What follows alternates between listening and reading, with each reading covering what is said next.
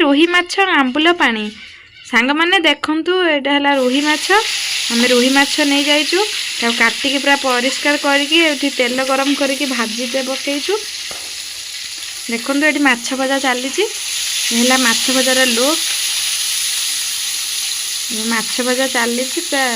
गरम तेल रे माछ भल भाव पूरा फ्राए करनबा यहाँ है देसी रोही माछ भाकुर रोही दुईटा एमती मिशा माछ यहाँ आज आंबुल पानी हम आ बहुत टेस्टी बहुत बढ़िया लगे आपण मैंने थे ट्राए करूँ देखो ये कड़ई बसे नहीं तेल भी गरम कर नहीं आई मसलार है सोरिष अदा टिके रसुण पियाज कंचा लंका टमाटो पकई सब ग्राइंडिंग कराई देखो मसलाटा को भल भाव में कषि नवा आटा बेसी समय कषिबेनि कारण यहाँ सोरिष पड़ी बेसी समय कषिबा द्वारा पिता हो आपड़ कम कषिबे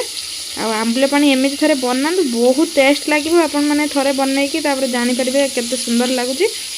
टेस्टी बहुत हम यहाँ भाकुर माछ रोही माछ मिसाटा आम तो बनई बहुत बढ़िया लगुला आपण मैंने थे बनईकि ट्राए करूँ देखो मसला ए कषा चली मसलाटा टे बेसी कषिबेनि खाली टे तेल मरिबा जाए कषिबे बेसी कषिले यहाँ पिता हो जेहेतु सोरिष पड़ी अल्प सोरिष अदा खाली टिके जस्ट पकेबे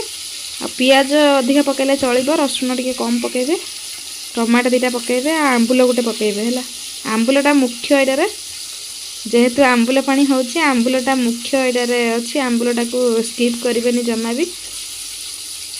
बहुत बढ़िया लगे थे निश्चय घरे ट्राए करूँ आ देखु संपूर्ण भिडटी केमी लगुच कमेंट करूँ निहाती देखो मसलाटा कषि आसला गैस फ्लेम पूरा आम स्लो कर देचु गैस एटा स्लो करदे अधिका जमा भी करें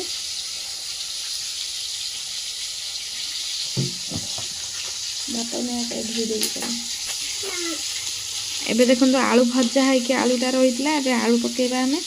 आलूटा भाजिकी पकेबे टेस्ट लगे सीझेकी भी पकेले लगे कि भजा आलूटा टी अधिका टेस्ट हुए आए देखो माछ भाकुर माछ मुंडा देखुं ना बहुत बढ़िया सुंदर माछटा है भजा हो सारी आगे देखो माछ पानी भी पका हो सारा आमर प्रस्तुत हो गला माछ आंबुल पानी देखो केते सुंदर लुक आसी देखो आपण मैंने बहुत टेस्ट तो बहुत बढ़िया होता मुझे कौन कहि आपण मैंने देखिकी तो जानीपे केमी देखो बहुत बढ़िया लगुला आपण मैंने घरे निश्चय थे ट्राए करूँ केमी कौन लगे तरकारी आपण मैंने निश्चय कमेंट बॉक्स रे कमेंट करूँ निश्चय आपण मैंने थे ट्राए करूँ बहुत टेस्टी होता देखो आमर आज खाइबा पखाल सहित माछ भजा माछ तरकारी रोचु नमस्कार।